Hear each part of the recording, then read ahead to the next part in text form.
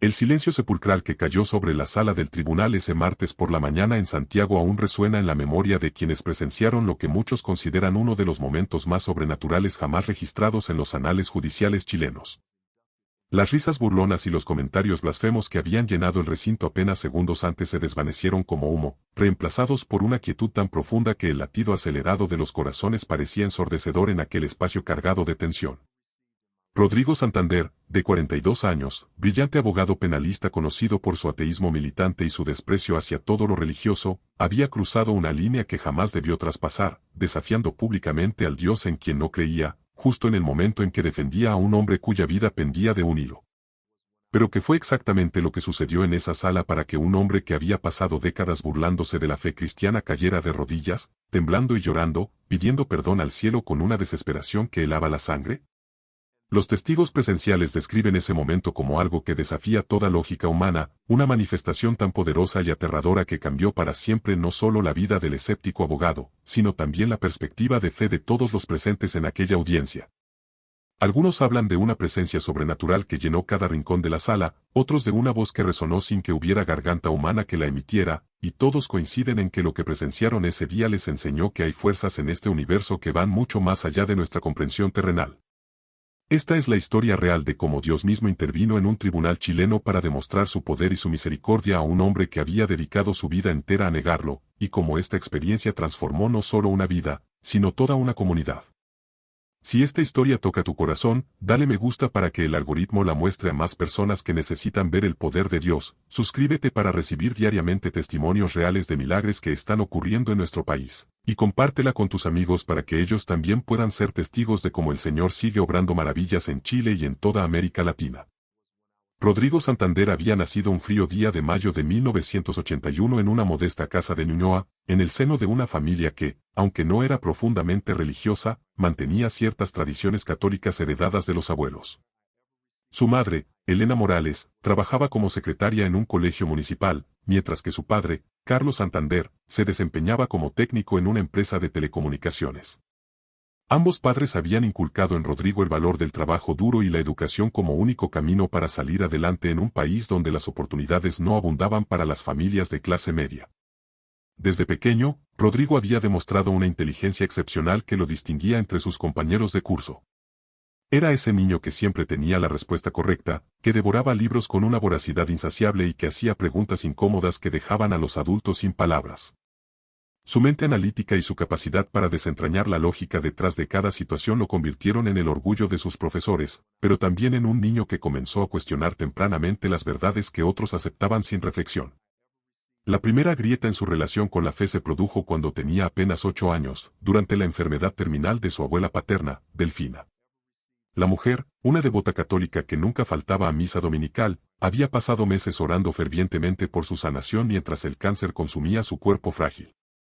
El pequeño Rodrigo observaba con ojos curiosos cómo toda la familia se reunía alrededor de la cama de la abuela para rezar el rosario, cómo encendían velas a los santos, cómo prometían sacrificios y peregrinaciones y Dios concedía el milagro de la curación. Pero Delfina murió una madrugada de agosto, y con ella murió también algo en el corazón del niño que no lograba entender por qué un Dios supuestamente amoroso había ignorado las súplicas desesperadas de una mujer tan buena. Los años de adolescencia acentuaron su escepticismo religioso. Mientras sus compañeros de colegio se preparaban para la confirmación, Rodrigo se sumergía en libros de filosofía, ciencia y racionalismo que encontraba en la biblioteca municipal. Descubrió a Nietzsche, a Darwin, a Dawkins, y cada página que leía reforzaba sus dudas sobre la existencia divina. Sus padres, preocupados por esta deriva intelectual de su hijo, intentaron acercarlo nuevamente a la iglesia inscribiéndolo en un colegio católico para sus últimos años de enseñanza media, pero el efecto fue contraproducente. Las clases de religión se convirtieron en campos de batalla dialécticos donde Rodrigo cuestionaba cada dogma, cada milagro, cada enseñanza tradicional, ganándose la antipatía de los profesores y la admiración secreta de algunos compañeros que no se atrevían a expresar sus propias dudas. Su brillantez académica le abrió las puertas de la Universidad de Chile, donde ingresó a estudiar Derecho con una beca de excelencia académica que alivió considerablemente la carga económica de sus padres. Durante los años universitarios, Rodrigo no solo se destacó por sus calificaciones excepcionales, sino también por su participación activa en debates sobre libre pensamiento, secularismo y separación entre Iglesia y Estado. Se convirtió en presidente del centro de estudiantes de su carrera y organizó conferencias donde invitaba a intelectuales ateos y agnósticos para discutir sobre racionalismo y humanismo secular. Ya como abogado titulado, Rodrigo construyó rápidamente una reputación sólida en el ámbito del derecho penal. Su mente analítica, su capacidad para encontrar fisuras en los argumentos de la contraparte y su oratoria convincente lo convirtieron en uno de los penalistas más solicitados de Santiago. Especializándose en casos complejos, particularmente aquellos que involucraban delitos graves, Rodrigo desarrolló una filosofía jurídica basada en el humanismo secular, donde la justicia debía fundamentarse exclusivamente en principios racionales y evidencia empírica, sin influencia alguna de consideraciones religiosas o morales tradicionales. Su vida personal reflejaba esta filosofía materialista.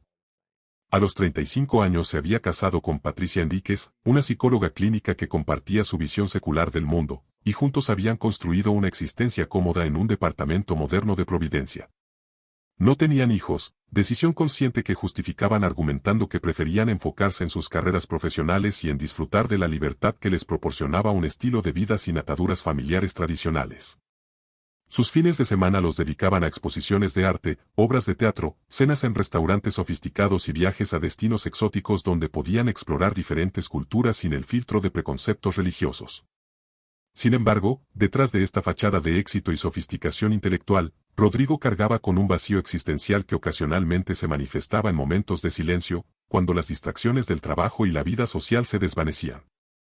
Era en esas instancias cuando una pregunta incómoda se asomaba tímidamente en su conciencia: ¿qué pasaría si estaba equivocado?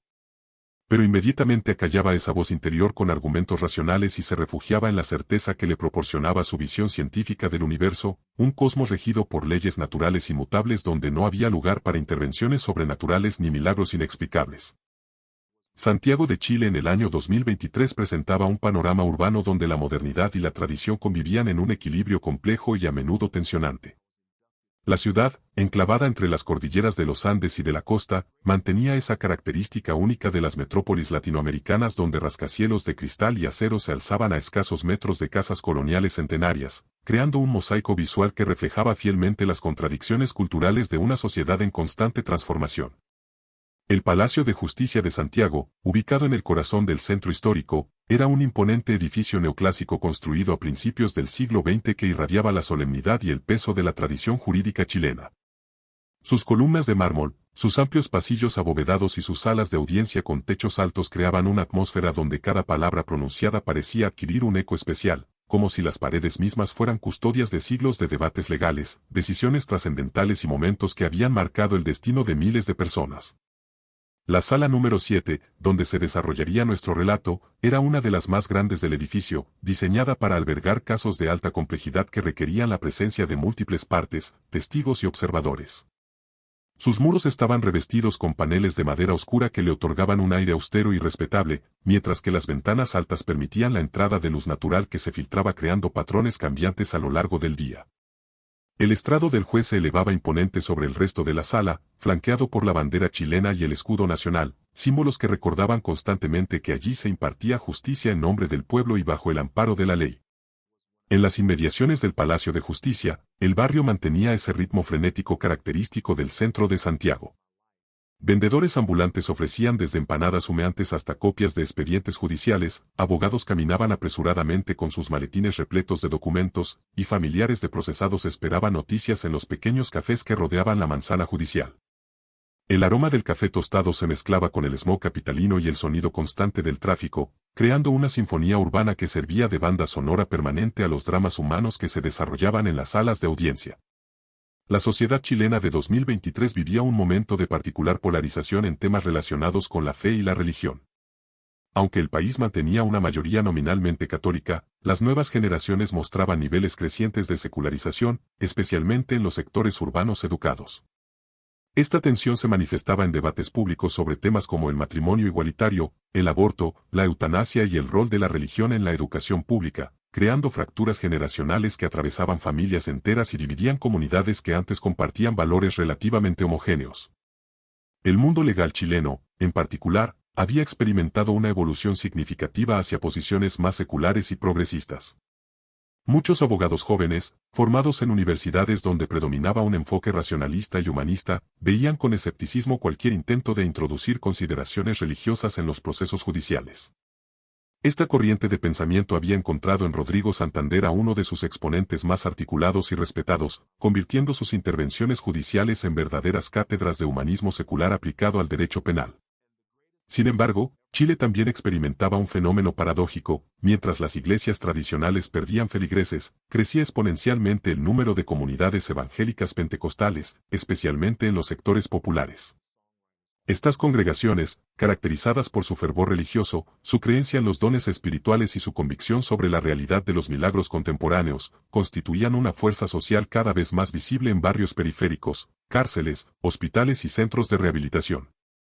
La familia Morales Santander había sido testigo de esta transformación social desde su modesta casa en Ñuñoa, un barrio de clase media que encarnaba perfectamente las contradicciones de la Santiago moderna.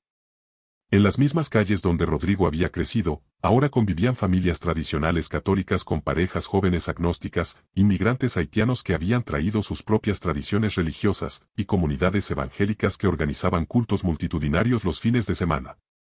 El contexto específico del caso que llevaría a Rodrigo al encuentro más trascendental de su vida se desarrollaba en este ambiente de tensiones ideológicas y transformaciones sociales.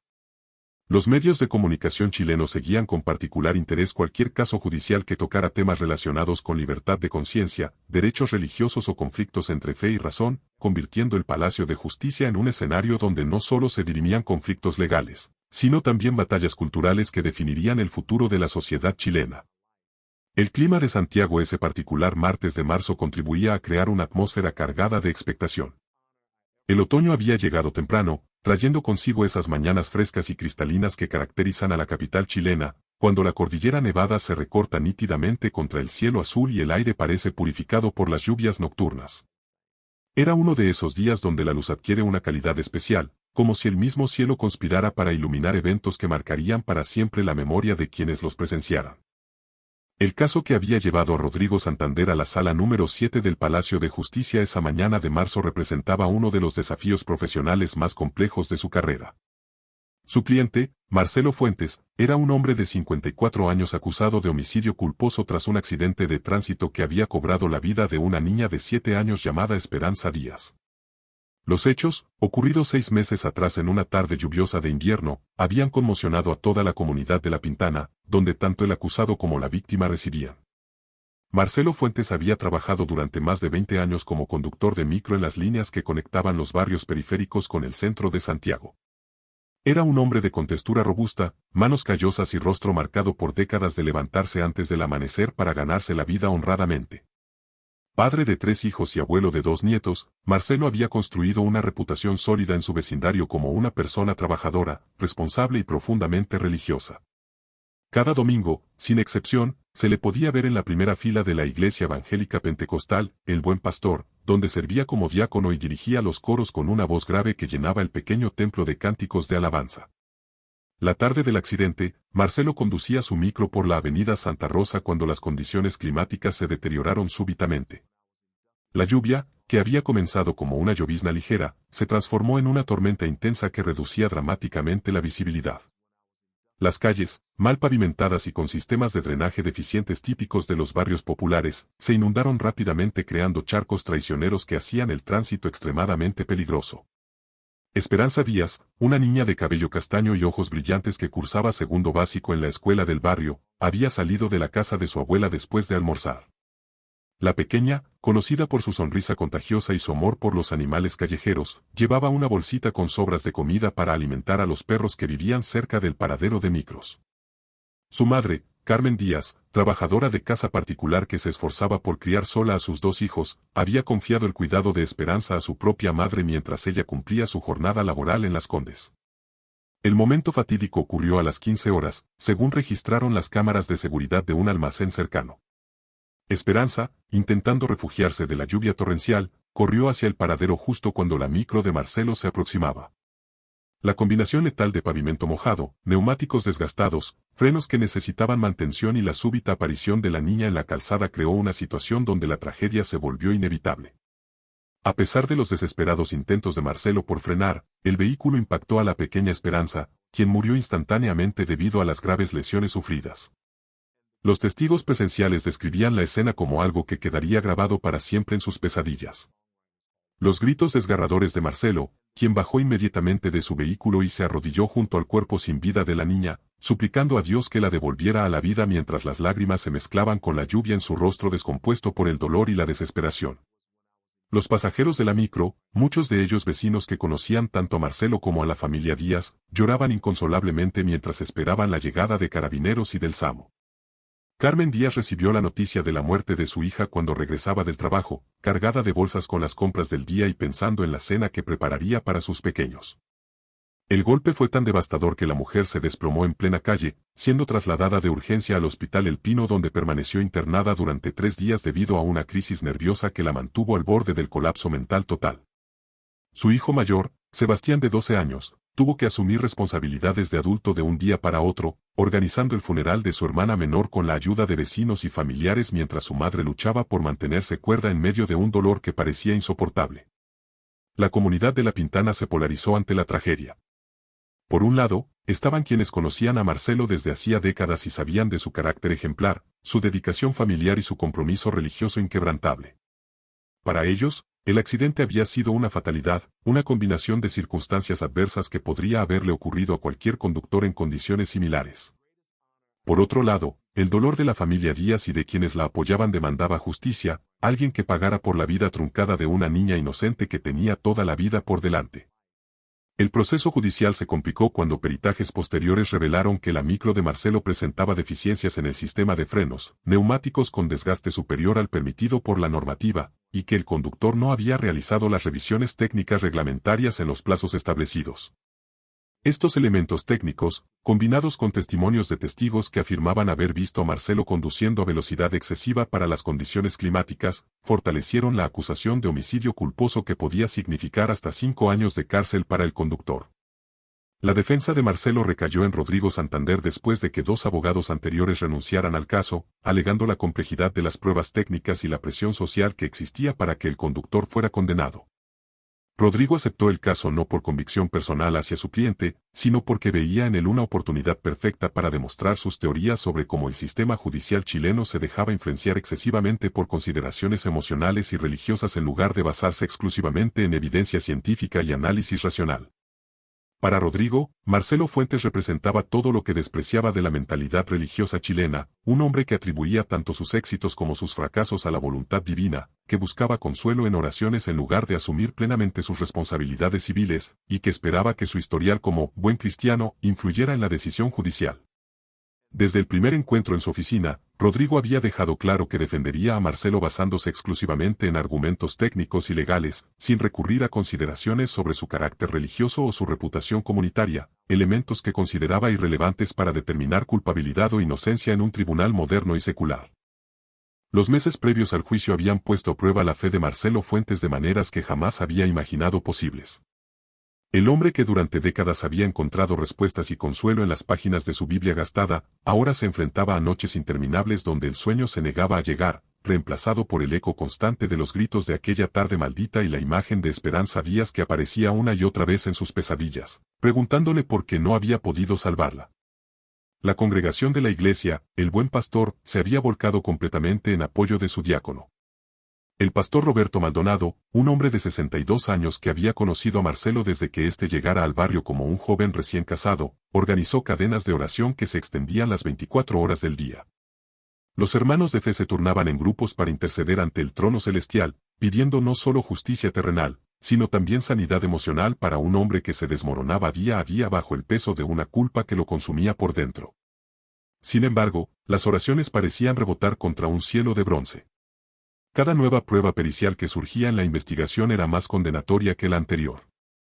Los frenos de la micro no solo estaban en mal estado, sino que registros de la empresa de transporte revelaban que Marcelo había sido advertido múltiples veces sobre la necesidad de realizar las mantenciones correspondientes. Los neumáticos mostraban un desgaste tan severo que especialistas determinaron que el vehículo no debería haber circulado en condiciones de lluvia intensa. Más devastador aún, análisis de las cámaras de seguridad confirmaron que Marcelo efectivamente circulaba a una velocidad de 47 km por hora en una zona donde el límite era 30, agravado por las condiciones climáticas adversas. Patricia, la esposa de Marcelo, una mujer de fe sólida que había acompañado a su marido en el ministerio durante más de 20 años, comenzó a mostrar signos de una crisis espiritual profunda. Sus oraciones, antes fluidas y llenas de confianza en la providencia divina, se transformaron en súplicas desesperadas donde cuestionaba si Dios realmente escuchaba el clamor de sus hijos. Los vecinos la veían caminar por las calles del barrio como una sombra, con la mirada perdida y los hombros caídos bajo el peso de una carga que parecía crecer día a día. Los hijos de Marcelo, jóvenes adultos que habían crecido viendo a su padre como un ejemplo de rectitud y fe inquebrantable, luchaban por mantener su propia estabilidad emocional mientras veían desmoronarse el mundo que conocían. Miguel, el hijo mayor de 28 años, técnico en refrigeración que había heredado la fe sólida de su padre, se encontró cuestionando por primera vez en su vida si realmente existía un plan divino detrás de los acontecimientos que estaban destruyendo a su familia. Su hermana Claudia, de 24 años, madre soltera que dependía del apoyo económico y emocional de sus padres, veía con terror la posibilidad de que su padre fuera a prisión, dejando a la familia no solo quebrada espiritualmente, sino también en la ruina económica. Rodrigo Santander observaba este drama familiar con una mezcla de irritación profesional y confirmación de sus prejuicios antirreligiosos. Para él, la crisis de fe de los Fuentes era simplemente el resultado lógico e inevitable de una cosmovisión fundamentada en ilusiones infantiles que inevitablemente colapsaban cuando se enfrentaban a la dureza de la realidad. Durante las múltiples reuniones de preparación del caso, Rodrigo había tenido que escuchar pacientemente las constantes referencias de Marcelo a la voluntad de Dios, sus citas bíblicas sobre el sufrimiento del justo, y sus expresiones de confianza en que el Señor haría justicia de una manera u otra. La estrategia legal de Rodrigo se basaba en argumentos puramente técnicos que buscaban demostrar que el accidente había sido resultado de una conjunción de factores externos que escapaban al control de su cliente. Contrató a peritos en ingeniería de tránsito que analizaran las condiciones de la vía, a especialistas en meteorología que determinaran la intensidad exacta de la lluvia en el momento del impacto, y a psicólogos forenses que evaluaran el estado mental de Marcelo en los días posteriores al accidente. Su plan era construir un argumento de responsabilidad compartida donde el Estado, la empresa de transporte y las condiciones climáticas excepcionales se combinaran para crear una situación donde cualquier conductor, por cuidadoso que fuera, habría enfrentado las mismas dificultades. Pero cada peritaje, cada análisis técnico, cada evaluación especializada parecía confirmar lo que Rodrigo había temido desde el inicio. Las evidencias apuntaban claramente hacia la negligencia de Marcelo como factor determinante en la muerte de Esperanza Díaz. Los frenos deficientes, los neumáticos gastados, la velocidad excesiva y el incumplimiento de las normativas de mantención constituían un patrón de irresponsabilidad que sería muy difícil de justificar ante un tribunal. La presión sobre Rodrigo aumentó cuando medios de comunicación comenzaron a seguir el caso, presentándolo como un ejemplo emblemático de los debates entre responsabilidad individual y factores sociales en la justicia chilena. Periodistas buscaban entrevistarlo constantemente, preguntándole cómo planeaba defender a un hombre cuya negligencia había causado la muerte de una niña inocente. En estas instancias, Rodrigo aprovechaba para exponer sus ideas sobre la necesidad de un sistema judicial completamente secular, donde las consideraciones religiosas o morales tradicionales no tuvieran cabida en la determinación de culpabilidad o inocencia. La justicia debe basarse en hechos, no en fe, declaraba Rodrigo en entrevistas televisivas, convirtiendo su defensa de Marcelo en una plataforma para promover su visión humanista del derecho. Los tribunales no son iglesias, y los jueces no pueden permitir que sus decisiones se vean influenciadas por consideraciones sobrenaturales o apelaciones a la misericordia divina. Tenemos leyes, tenemos ciencia, tenemos evidencia empírica. Eso es lo único que debe importar en una sala de juicios moderna. Estas declaraciones provocaron reacciones encontradas en la opinión pública. Sectores progresistas y académicos elogiaban la postura secular de Rodrigo, viéndola como un avance hacia una justicia más racional y objetiva. Pero comunidades religiosas, especialmente las iglesias evangélicas que habían abrazado la causa de Marcelo, comenzaron a percibir en el abogado defensor a un enemigo de la fe que estaba utilizando el caso para promover una agenda antirreligiosa. El pastor Roberto Maldonado intentó en múltiples ocasiones reunirse con Rodrigo para hablar sobre la importancia de la dimensión espiritual en el proceso de sanidad y justicia que su congregación estaba viviendo. Quería explicarle que para la comunidad de fe, el caso de Marcelo trascendía los aspectos legales y se había convertido en una prueba colectiva donde Dios estaba permitiendo que su pueblo fuera refinado como oro en el crisol del sufrimiento. Pero Rodrigo rechazó sistemáticamente estos acercamientos, considerando los intentos de manipulación emocional que podrían comprometer su objetividad profesional. La semana previa al juicio, la tensión en ambos bandos había alcanzado niveles críticos. La familia Díaz, apoyada por organizaciones de derechos de las víctimas, organizó vigilias públicas donde exigían justicia para Esperanza. Carmen Díaz, la madre de la niña fallecida, había encontrado fuerzas para hablar públicamente sobre su dolor, describiendo a su hija como un ángel que había sido arrebatado de sus brazos por la negligencia criminal de un hombre que ahora se escudaba en su religiosidad para evadir sus responsabilidades. Del otro lado, la comunidad evangélica de La Pintana convocó a jornadas de ayuno y oración intercediendo no solo por la absolución de Marcelo, sino también por la conversión del corazón de Rodrigo Santander, a quien veían como un hombre inteligente pero endurecido por el orgullo intelectual que le impedía reconocer la realidad del poder divino. Algunos hermanos habían tenido sueños y visiones donde veían al abogado ateo arrodillándose ante el altar de la iglesia, entregando su vida a Cristo después de experimentar una revelación sobrenatural durante el juicio. La noche anterior a la audiencia definitiva, Marcelo Fuentes pasó horas enteras postrado en el pequeño altar que había construido en su dormitorio, donde una imagen de Jesús crucificado lo observaba con ojos llenos de compasión y dolor. Entre lágrimas amargas, el conductor confesaba una y otra vez su culpabilidad, no ante los tribunales humanos, sino ante el tribunal celestial donde sabía que no podía esconder nada. Reconocía que su negligencia, su desidia en el mantenimiento del vehículo, y su prisa por cumplir horarios habían creado las condiciones que llevaron a la muerte de una niña inocente. Pero al mismo tiempo, clamaba por misericordia, recordándole a Dios sus años de servicio fiel, su corazón sincero, y su genuino arrepentimiento por las consecuencias trágicas de sus decisiones irresponsables. En su departamento de Providencia, Rodrigo Santander repasaba una vez más sus argumentos finales, puliendo cada frase, anticipando cada posible objeción del fiscal, preparándose para lo que consideraba la batalla legal más importante de su carrera. Para él, el caso Fuentes se había convertido en algo mucho más grande que la defensa de un cliente, era su oportunidad de demostrar públicamente que la justicia racional y secular podía prevalecer sobre las emociones religiosas y los prejuicios tradicionales que, en su opinión, habían contaminado el sistema judicial chileno durante demasiado tiempo. La mañana del 14 de marzo de 2023 amaneció cristalina en Santiago, con esa luz dorada característica del otoño chileno que se filtraba a través de los ventanales de la sala número 7 del Palacio de Justicia.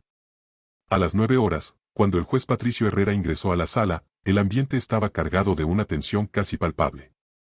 Los bancos destinados al público se encontraban completamente ocupados, de un lado, familiares y amigos de Marcelo Fuentes, muchos de ellos hermanos de su congregación que habían llegado temprano para acompañar a su diácono en este momento crucial, del otro, Carmen Díaz rodeada de un grupo de apoyo que incluía a activistas por los derechos de las víctimas y vecinos que exigían justicia para la pequeña Esperanza. Rodrigo Santander lucía impecable en su traje gris oscuro, con una corbata azul marino que transmitía seriedad y profesionalismo. Había dormido apenas 3 horas, pero su mente estaba completamente alerta, repasando mentalmente cada punto de su alegato final que estaba seguro sería recordado como una demostración magistral de argumentación legal racional. A su lado, Marcelo Fuentes parecía haber envejecido una década en los últimos meses. Su rostro, antes redondo y jovial, ahora mostraba los surcos profundos de un sufrimiento que lo había transformado físicamente, y sus manos temblaban ligeramente mientras intentaba controlar la ansiedad que amenazaba con desbordarse. El fiscal Mauricio Contreras presentó sus alegatos finales durante 45 minutos, construyendo metódicamente un caso que pintaba a Marcelo como un conductor negligente cuya irresponsabilidad crónica había culminado en la muerte evitable de una niña inocente. Las evidencias periciales fueron expuestas con precisión quirúrgica, fotografías de los frenos defectuosos, mediciones exactas del desgaste de los neumáticos, análisis de velocidad basados en cámaras de seguridad, y testimonios de testigos que confirmaban el patrón de conducción imprudente. La voz del fiscal se quebró ligeramente cuando describió los últimos momentos de vida de Esperanza Díaz, una niña que había salido de casa de su abuela con la inocente misión de alimentar perros callejeros y que nunca regresaría para contar sus aventuras. Cuando llegó el turno de la defensa, Rodrigo se levantó con la confianza de quien ha dedicado semanas a preparar cada palabra, cada pausa, cada gesto que formaría parte de su presentación.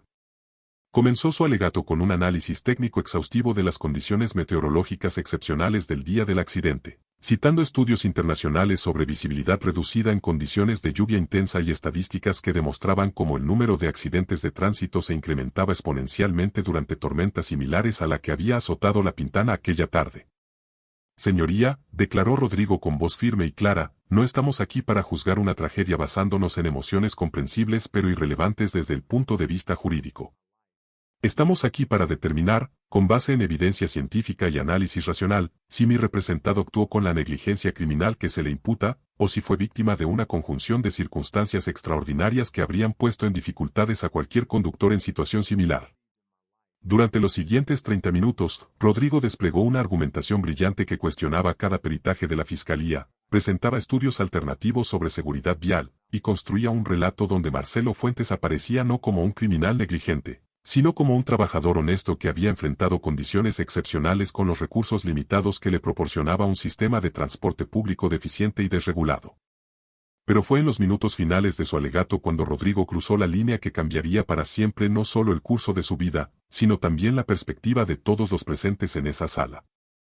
Embriagado por la sensación de estar protagonizando una demostración magistral de oratoria jurídica, decidió elevar su argumento a un nivel filosófico que consideraba el corolario perfecto de su defensa racionalista.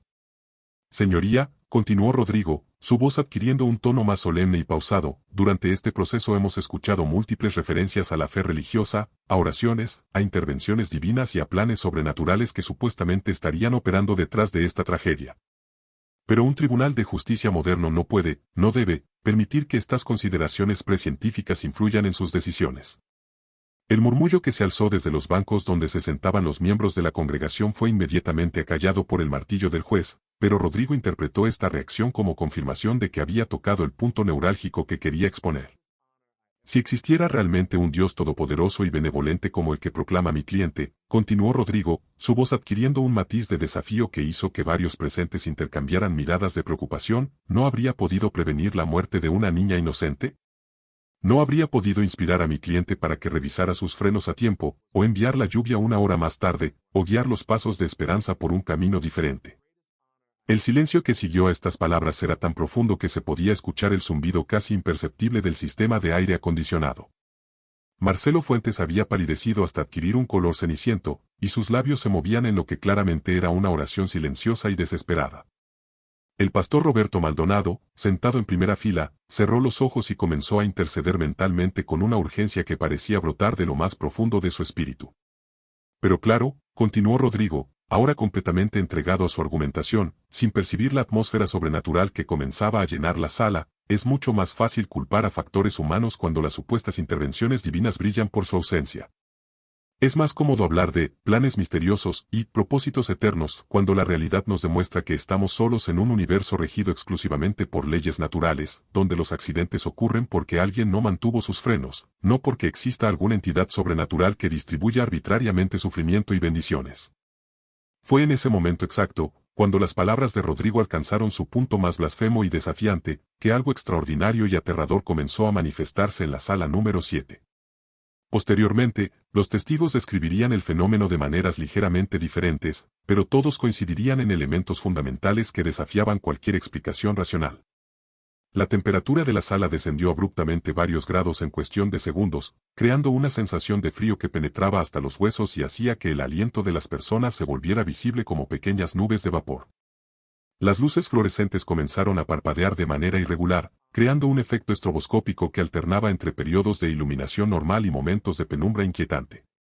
Pero lo más impactante de todo fue el silencio sobrenatural que se apoderó del ambiente. No era simplemente la ausencia de voces humanas, sino una quietud tan profunda y abarcadora que parecía absorber incluso los sonidos ambientales más mínimos. El tráfico de la calle, siempre audible a través de las ventanas, desapareció por completo.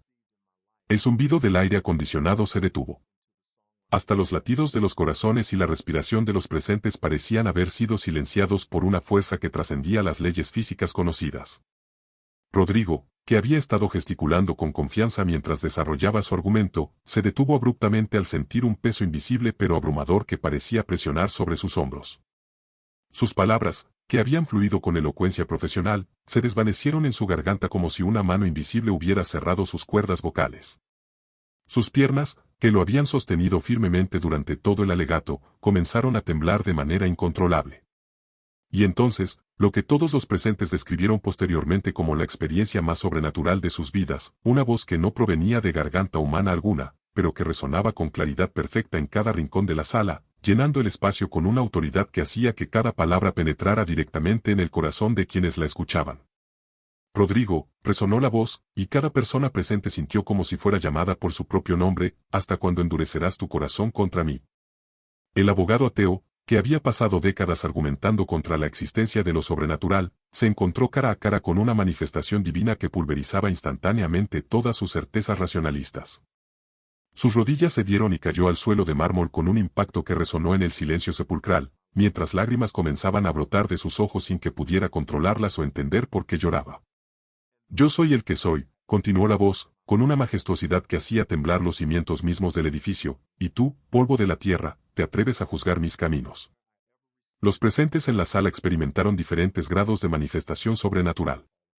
Algunos, como los miembros de la congregación acostumbrados a la presencia del Espíritu Santo en sus cultos, reconocieron inmediatamente la naturaleza divina de lo que estaba ocurriendo y se postraron en adoración y temor reverente. Otros, incluyendo funcionarios judiciales, periodistas y curiosos que habían llegado sin expectativas espirituales, se encontraron abrumados por una sensación de presencia sagrada que desafiaba todo su entendimiento previo de la realidad. Carmen Díaz, la madre de Esperanza, experimentó algo que más tarde describiría como el momento de mayor paz de su vida. A pesar del dolor que la había consumido durante meses, sintió como si brazos invisibles la envolvieran en un abrazo de consolación infinita, y por primera vez desde la muerte de su hija, experimentó la certeza absoluta de que Esperanza estaba bien, que estaba en un lugar de amor perfecto donde nunca más conocería el sufrimiento. Marcelo Fuentes, postrado en su asiento con el rostro bañado en lágrimas de arrepentimiento y gratitud, sintió como si cada fibra de culpa y condenación que había cargado durante meses fuera disuelta por una misericordia que trascendía su entendimiento. No era que su responsabilidad en el accidente hubiera desaparecido, sino que experimentaba el perdón divino como una realidad tangible que sanaba las heridas más profundas de su alma.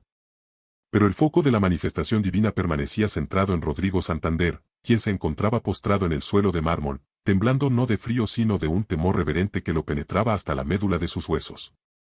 Los minutos que siguieron a la manifestación sobrenatural parecieron suspendidos en una dimensión temporal diferente. Rodrigo Santander permanecía postrado sobre el frío mármol de la sala, ya no como el brillante abogado que había ingresado esa mañana con la confianza de quien domina los argumentos racionales, sino como un hombre completamente quebrantado que enfrentaba el colapso total de su cosmovisión materialista. Las lágrimas que brotaban de sus ojos no eran simplemente una reacción emocional, sino la expresión física de un alma que experimentaba por primera vez en 4 décadas la realidad innegable de lo divino. «Dios mío», susurraba Rodrigo entre sollozos que sacudían todo su cuerpo, «Dios mío, perdóname. He sido un necio, he sido un orgulloso. Perdóname por haber negado tu existencia, por haberme burlado de tu pueblo, por haber utilizado mi inteligencia para alejar a otros de ti». Sus palabras, apenas audibles en el silencio sagrado que aún envolvía la sala, representaban la rendición completa de un hombre que había construido su identidad profesional y personal sobre la negación de aquello que ahora experimentaba como la realidad más poderosa y evidente de su existencia. El juez Patricio Herrera, un hombre de 58 años con más de 2 décadas de experiencia en tribunales, se encontraba en una situación para la cual ningún manual de procedimientos judiciales podría haberlo preparado.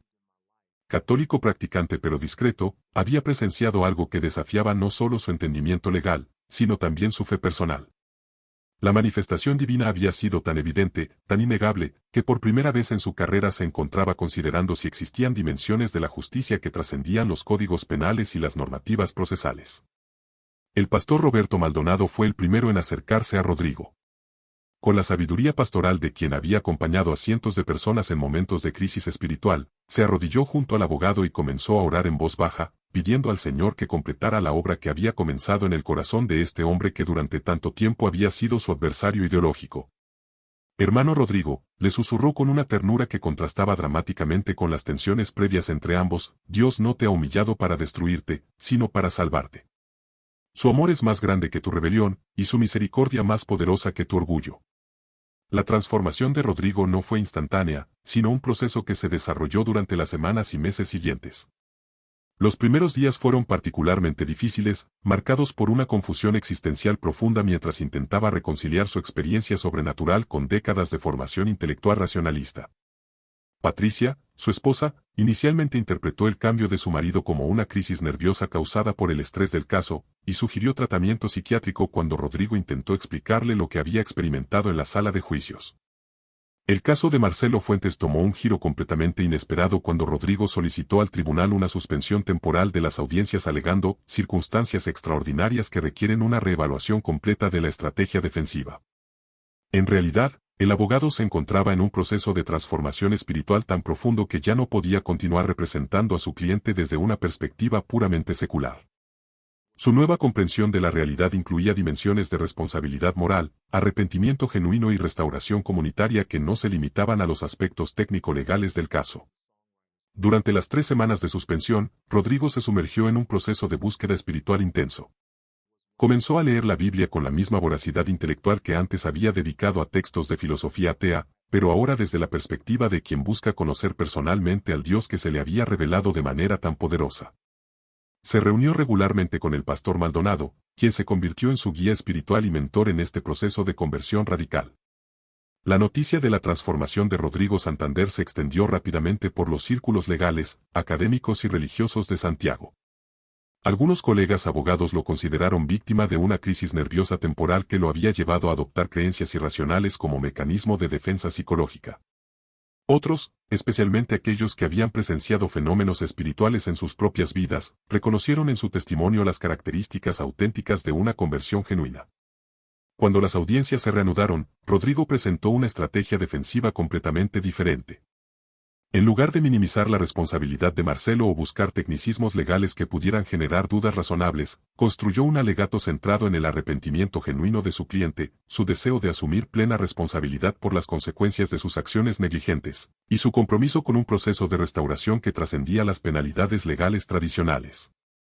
Señoría, declaró Rodrigo en su nuevo alegato, con una humildad que contrastaba dramáticamente con la arrogancia de sus presentaciones anteriores, mi cliente no busca evadir las consecuencias de sus acciones. Reconoce plenamente que su negligencia en el mantenimiento de su vehículo y su imprudencia al conducir en condiciones adversas crearon las circunstancias que llevaron a la muerte trágica de Esperanza Díaz. No venimos ante este tribunal a pedir absolución basada en tecnicismos, sino misericordia basada en un arrepentimiento genuino y un compromiso real con la reparación del daño causado. La propuesta de Rodrigo incluía elementos innovadores que buscaban restaurar no solo la justicia legal, sino también la paz comunitaria. Marcelo se declararía culpable de homicidio culposo, pero solicitaría que su sentencia incluyera servicios comunitarios relacionados con educación vial, apoyo económico prolongado para la familia Díaz, y un compromiso público de testimoniar sobre las consecuencias devastadoras de la negligencia en el transporte público. Carmen Díaz, la madre de Esperanza, experimentó un proceso paralelo de sanación espiritual que la llevó a una decisión que sorprendió a todos los observadores del caso. Después de semanas de oración y reflexión, solicitó una reunión privada con Marcelo Fuentes donde, en presencia del pastor Maldonado y de Rodrigo, le otorgó su perdón personal. Sé que usted no quiso matar a mi Esperanza, le dijo entre lágrimas que ya no expresaban solo dolor, sino también una paz sobrenatural, y sé que ella estaría triste si yo guardara rencor en mi corazón. La amo demasiado como para deshonrar su memoria con odio. El impacto de este encuentro entre la madre de la víctima y el responsable del accidente trascendió el ámbito judicial para convertirse en un testimonio poderoso sobre el poder transformador del perdón cristiano. Medios de comunicación que inicialmente habían seguido el caso por su interés jurídico, ahora lo presentaban como una historia de redención y reconciliación que desafiaba los paradigmas tradicionales de justicia punitiva. La sentencia final, dictada por el juez Herrera después de considerar todos los elementos presentados, incluyó 2 años de libertad vigilada para Marcelo, 500 horas de servicio comunitario en educación vial, y una indemnización económica para la familia Díaz. Pero más importante que los aspectos legales fue el reconocimiento judicial de que el proceso había demostrado la posibilidad de alcanzar justicia restaurativa cuando todas las partes involucradas se comprometen genuinamente con la verdad, el arrepentimiento y la reconciliación. Rodrigo Santander cerró definitivamente su práctica legal secular y se dedicó durante varios meses a un proceso de formación teológica intensivo. Su transformación espiritual había sido tan radical que ya no podía ejercer el derecho desde una perspectiva puramente materialista. Su conocimiento legal, sin embargo, no se desperdició, comenzó a trabajar con organizaciones cristianas que brindan asesoría jurídica gratuita a familias de escasos recursos, especializándose en casos donde la dimensión espiritual y la justicia legal pueden trabajar juntas para generar restauración genuina. La congregación, el Buen Pastor, experimentó un avivamiento espiritual significativo como resultado de presenciar la manifestación divina en el tribunal. Muchos miembros que habían comenzado a dudar durante los meses difíciles del proceso fueron fortalecidos en su fe al ver cómo Dios había intervenido de manera sobrenatural para demostrar su poder y su amor. La iglesia creció numéricamente, pero más importante aún, creció en madurez espiritual y en su comprensión del poder de la oración intercesora y la fe perseverante. El testimonio de Rodrigo se convirtió en una herramienta evangelística poderosa. Su historia de transformación de ateo militante a cristiano comprometido resonaba especialmente entre intelectuales, profesionales y académicos que habían construido su identidad sobre fundamentos racionalistas. Universidades, colegios profesionales y organizaciones seculares lo invitaban regularmente para compartir su experiencia, no desde una perspectiva proselitista, sino como un testimonio honesto sobre la posibilidad de integrar la fe cristiana con el rigor intelectual genuino. Patricia, su esposa, inicialmente resistió la transformación espiritual de su marido, viendo en ella una amenaza a la vida cómoda y sofisticada que habían construido juntos. Sin embargo, al observar los cambios positivos en la personalidad de Rodrigo, su mayor humildad, su preocupación genuina por los necesitados, su paz interior frente a las adversidades, comenzó su propio proceso de búsqueda espiritual que eventualmente la llevaría también a una conversión personal.